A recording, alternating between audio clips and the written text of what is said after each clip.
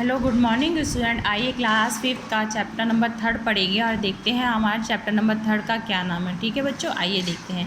Chapter number 3 है जिसका नाम है सत्य की महिमा। सत्य की महिमा का मतलब है सत्य की विजय होती है। अगर कोई व्यक्ति सत्य की राह पर चलता है तो उसकी दिन या कई दिनों बाद कह लो, जैसे अभी उसकी विजय ना हो पर कई दिनों बाद तो उसकी विजय होना निश्चित ही है। इसलिए इसका नाम क्या है, सत्य की महिमा। इसमें एक कहानी दी गई है, वो किससे रिलेटेड है, वो सत्य की महिमा मतलब सत्य की विजय से संबंधित है। आइए देखते हैं कहानी में क्या कहा गया है और कहानी को पढ़ते हैं। प्राचीन काल में एक सत्यवादी धर्मात्मा राजा था।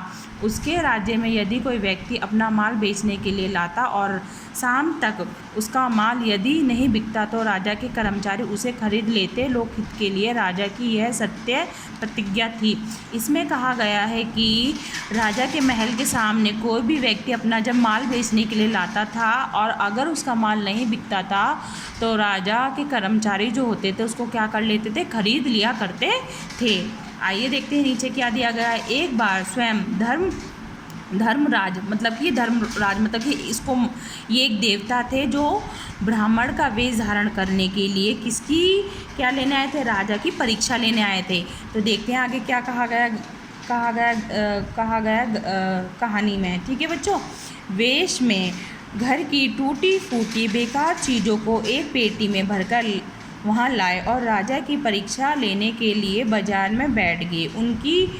उनकी उन बेकार चीज़ों को भला कौन खरीदता। इसमें कहा गया है जो धर्मराज थे वो ब्राह्मण का वेश धारण करके टूटी फूटी बेकार चीज़ों को भरकर किसमें भरकर, पेटी में भरकर राजा के महल के सामने राजा की परीक्षा लेने के लिए बैठ गए थे।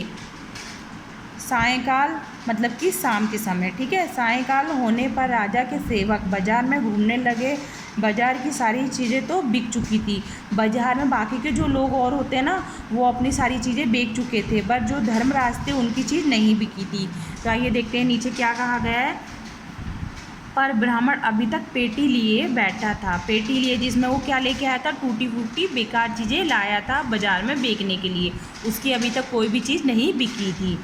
राजसेवकों ने ब्राह्मण के पास जाकर पूछा, विप्रवर मतलब कि ब्राह्मण से पूछा। ये जो नाम यूज़ किया गया है ना ब्राह्मण के लिए किया गया है, क्या आपकी चीज़ें नहीं बिकी। कौन बोलते हैं ब्राह्मण से, सेवक बोलते हैं ब्राह्मण से कि आपकी अभी तक कोई चीज़ नहीं बिकी।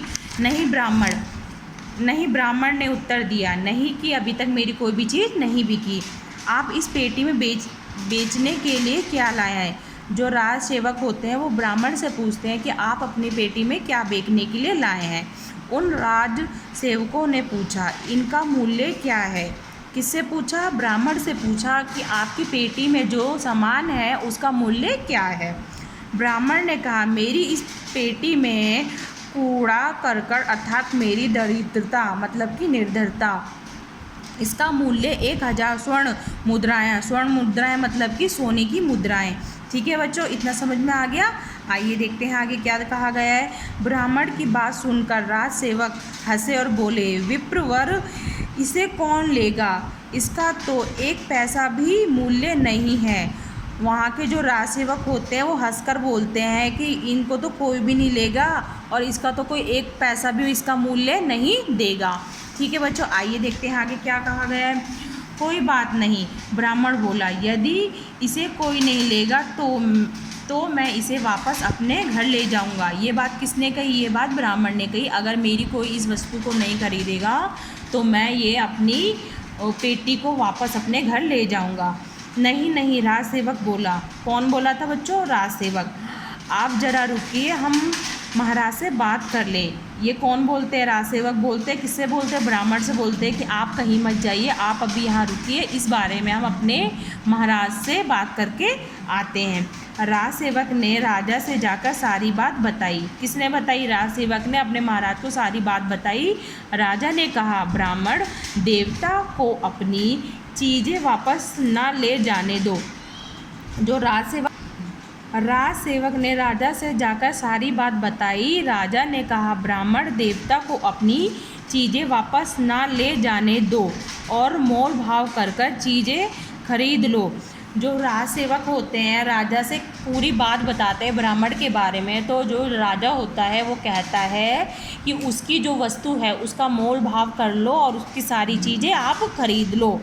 किससे कहा है? राज सेवक के। किसने कहा है? राजा ने कहा है। चाहे उसको उसकी जो वस्तु है, चाहे उसका तुम भले ही कितने भी मोल भाव कर कर उसकी वस्तु को आप अपनी तरफ मतलब कि अपने लिए खरीद लो। तो जाते हैं, वो देखते हैं आगे क्या कहा है। तो राजा के सेवकों ने ब्राह्मण से मोल भाव कर कर उस पेटी को खरीदना चाहा। अब राज सेवक जो होते हैं वो जाते हैं ब्राह्मण के पास और मोल भाव करके उस पेटी को क्या करना चाहते हैं? वो खरीदना चाहते हैं। परंतु ब्राह्मण ने एक पैसा भी कम नहीं किया। जो ब्राह्मण ने उसको बताए थे ना, कितने बताए थे? ब्राह्मण ने उसको बताया था 1000 स्वर्ण मुद्राएं उसका मूल्य बताया था, पर उसने अपने पेटी का मूल्य बिल्कुल भी कम नहीं किया। राज सेवक बौखलाए मतलब क्या होता है? मतलब कि क्रोध करना कह सकते हैं या परेशान हो जाना हम कह सकते हैं।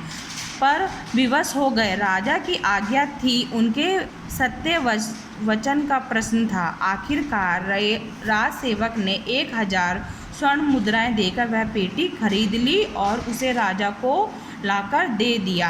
राजा ने उसे बिना देखे राजमहल के कोषागार में रखवा दिया। इसमें बच्चों कहा गया है कि जब ब्राह्मण ने उसका 1000 स्वर्ण मुद्राएं का मूल्य बताया था, तो जो ब्राह्मण होता है वो अपने पेटी का मूल्य बिल्कुल भी कम नहीं करता।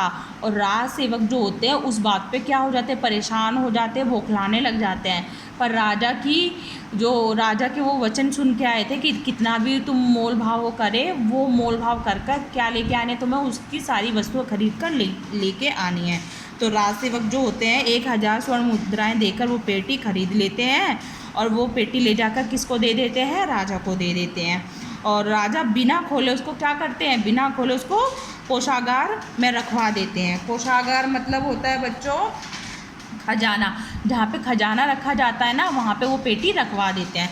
तो बच्चों यहाँ तक मैंने आपको आज कहानी समझाई और आपको पढ़ने में समझ में भी आ गई होगी और आप जान चुके होगे अभी तक की कहानी का राज, है ना। चलो इससे संबंधित प्रश्न मैं आपको देती हूँ जो आपको अपनी कॉपी में करने हैं और बुक में करना है।